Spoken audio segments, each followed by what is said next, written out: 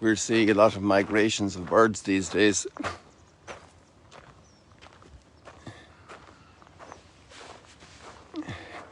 You're not seeing the sun disk as far as I know. You're seeing a lot of haze. But maybe the sun disk is there now at 6:13. It's possible.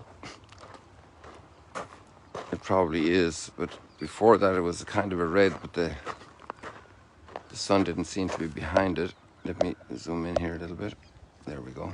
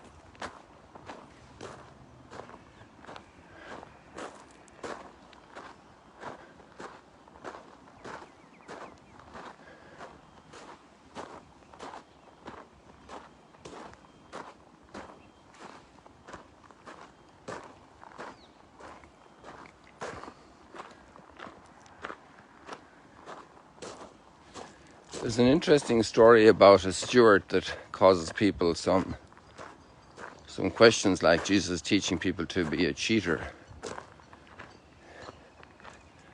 And there's an interesting light also in this story about some other pieces of the gospel.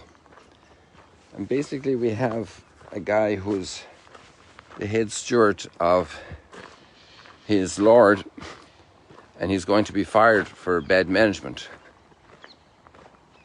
Happens in companies, happens in businesses, happens in communities. The person isn't able to handle the administration properly.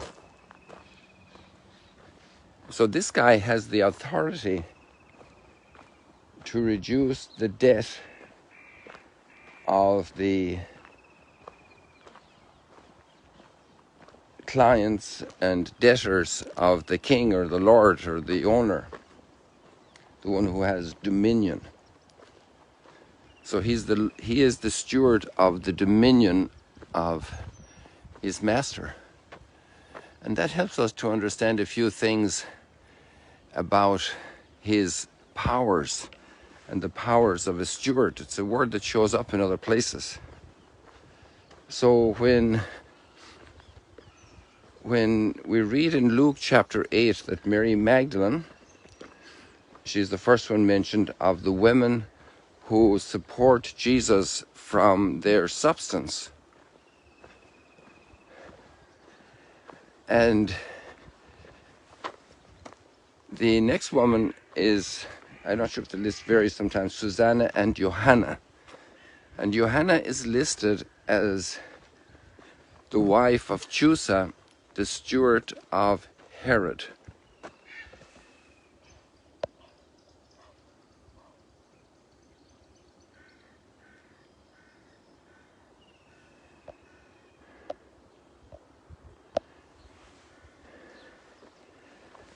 And that's very interesting, because that means the steward of Herod has the same kind of ability and prerogatives, that he actually runs the whole deal for Herod.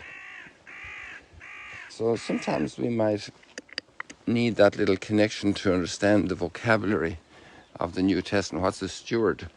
Like you have a stewardess on an airplane. Well, she doesn't decide the price of the cigarettes. And thanks be to God, they won't be serving cigarettes on airplanes, I think. Or maybe they do, they sell this duty-free stuff, you know. And with the steward or the stewardess in an airplane, they don't have that kind of authority. So as Herod's steward is more like the guy we have in this parable today. And then we have another story up in Caesarea Philippi, when Jesus gives Peter the keys of the kingdom, which also is mentioned in the Old Testament, and my memory doesn't drag up the name right now, but Shebna, was it Shebna? But he was going to be replaced as the chief steward. And the term that's used is actually the keys of the kingdom were taken from him and they were given to another. So this language is interesting. Different cultures and different times have different terms, but realities remain much the same, and just the title that's given to them. So if the guy's called the big boss or the king or the owner, they are very similar. I think we're very close up to our Egyptian geese here. Quack, quack, quack. Quack, quack, quack, quack, quack. Yeah, there are 5 chicks. No, the other one's not one of them. The other one's a different bird.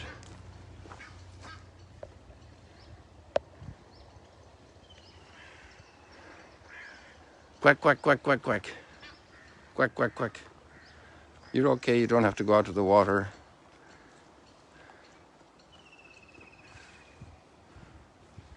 There you have the little chicks.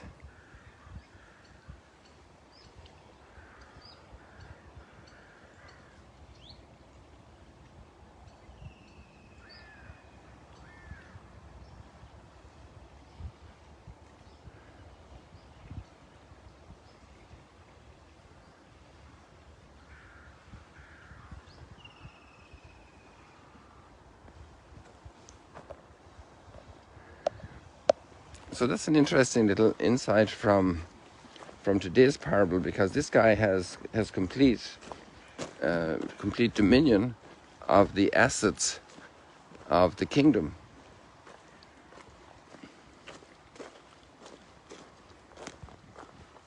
And then what he does with them is another story, and it's morally reprehensible because he's not the owner, he is the steward.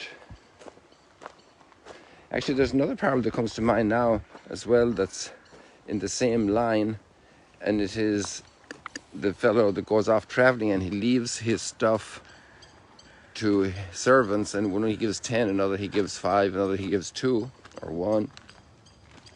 The parable of the talents. And they have a role of stewardship. They're supposed to be good stewards with what's entrusted to them. People, I hope you don't mind me looking at the green grass a lot, because it reminds me of Ireland. And there's not too much green grass around here in these times. This is obviously abundant water so that it can flourish in this climb. Especially this time of the year to find green grass, because there hasn't been recent rain in abundance. You see up there, that's a sign that there's no green grass, and the cows graze up there.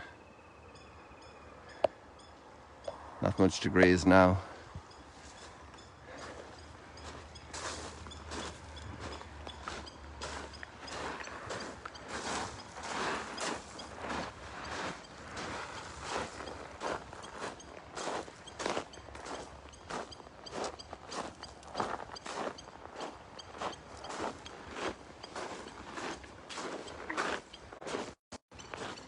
And there's quite a difference.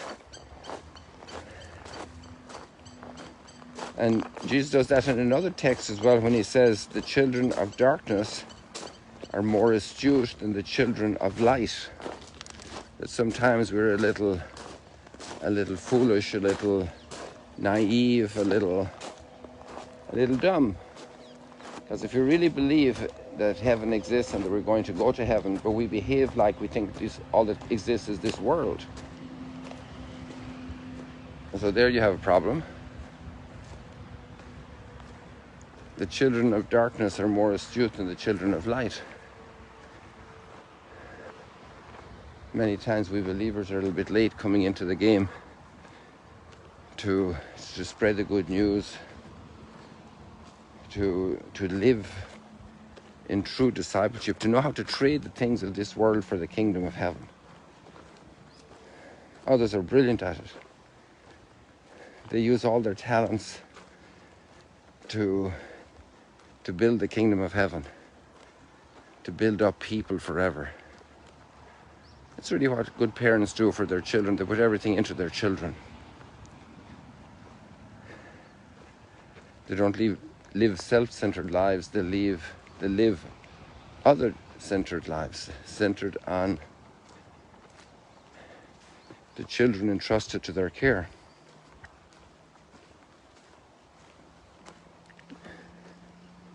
To build up others, to build up kindness and goodness. Isn't that a marvelous way to live? And in that sense, we see a great proximity and closeness between the first reading and the gospel text today, because we see somebody who's totally on fire to do good, to bring light to people, to teach, to inspire, to lift up, and to go far and wide to do it. And actually, in his particular case, it was amazingly difficult, and he experienced tons of resistance.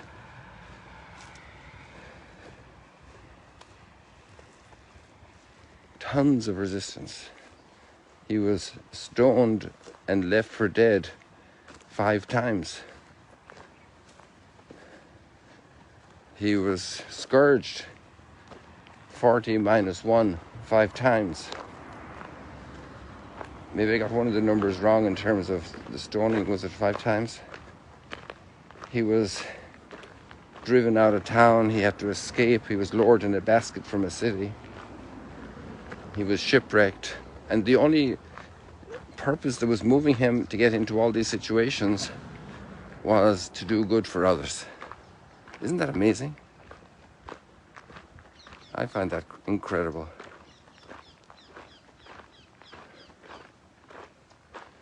Absolutely amazing. How to use our opportunities, our relationships, how to bless them with goodness, how to charge them with goodness, how to fill them with the maximum goodness. Like the grandma when the children are leaving and she gives them more candies and take this as well, and you need this scarf, it's cold, and do this, and here's that, and big hug and waving, and like a total generosity.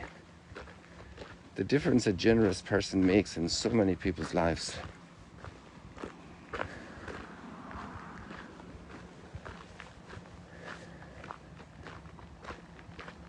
I think we're pretty good for today, people.